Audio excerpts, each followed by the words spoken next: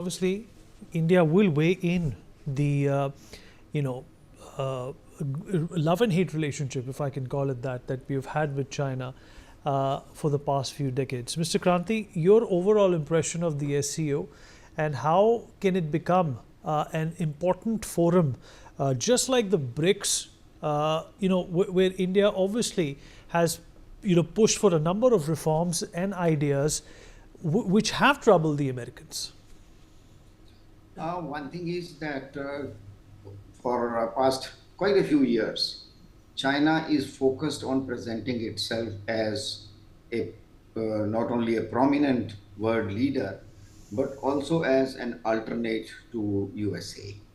And in that direction, all the steps which China has taken, this SCO is a quite a prominent one. BRICS was another, and in SCO, we can see very clearly that China is here trying to present again itself or establish itself as a leader in a bipolar world, uh, and where it wants to be an equal of or a challenge to USA on the international front, but within Asia, it wants to keep uh, India only as a local player to keep its own dominance. That in that direction, it has been doing so many things. But at the same time, I would say that in past, since Galwan, what happened in 2020, after that, China has realized the strengths of India in a few very remarkable events and situations. For example, after Wuhan, the way India handled itself and rather presented a more positive image of itself as compared to China in handling its own situation, in preparing for in the field of vaccine and other things, and then helping the rest of the world with medicines, with vaccines, etc. China has realized that, and China has seen in Galwan the way India responded, and then at Doklam, India had already responded quite strongly. In Ladakh, when it came to putting up force eye to eye to each other, China found a very good match, rather a match which was better than it was expecting. And in Operation Sindoor, where China participated directly in supporting Pakistan against India, against India's defense forces, there it found that its attempts were not that fruitful because of India's the strength and India's precision and India's own preparedness. So now this time China is meeting India with a very different opinion and experience.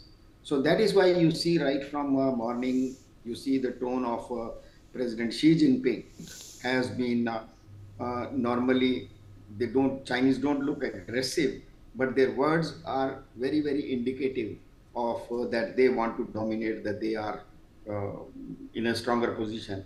You find that she is a little more in a situation of acceptance India.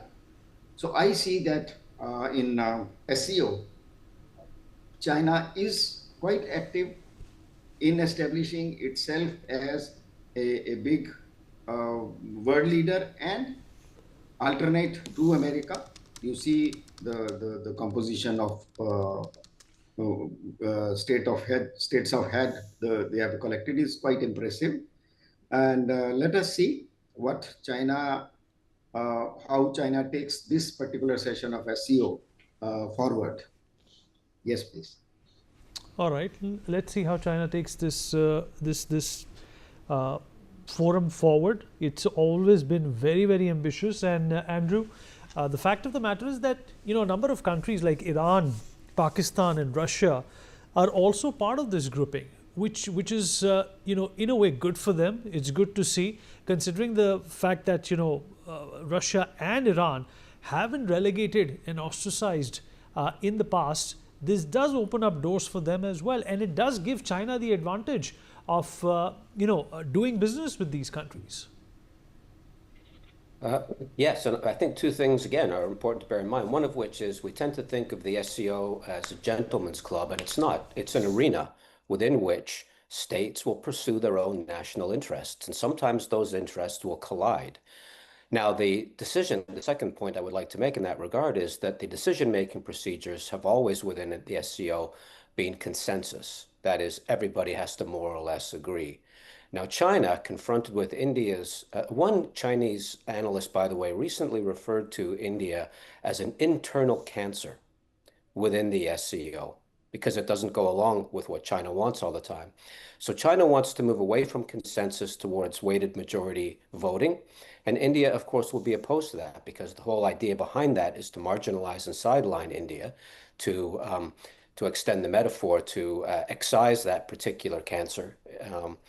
And that's likely to get a lot of pushback, not just from India, but from a lot of smaller member countries who don't want to see their voices marginalized or disrespected. So again, we tend to view this SCO, and the optics are designed to reinforce this image that this is a bunch of countries sitting down, basically agreeing on next steps, when in fact it is, as I said, an arena within which competing national interests get played out. China's the dominant player. India has both an inclination right now because of the tariffs to move. This is how multi-alignment works. Sometimes India, especially before the tariffs, was moving in the direction of Team USA. And then after the tariffs and all the bad blood between India and the United States, or between Modi and Trump, we see India moving slightly in the direction, at least optically and rhetorically, of better relations with China. But let's not kid ourselves. There are absolute, real, and concrete limits to the extent to which China and India can collaborate and cooperate, whether it's within BRICS, whether it's within the SCO, or whether it's bilaterally. And there's nothing that Trump can do, well, fingers crossed. I hope there's nothing Trump can do that will change that underlying reality. You're absolutely right, Andrew. And in fact, in the latest update,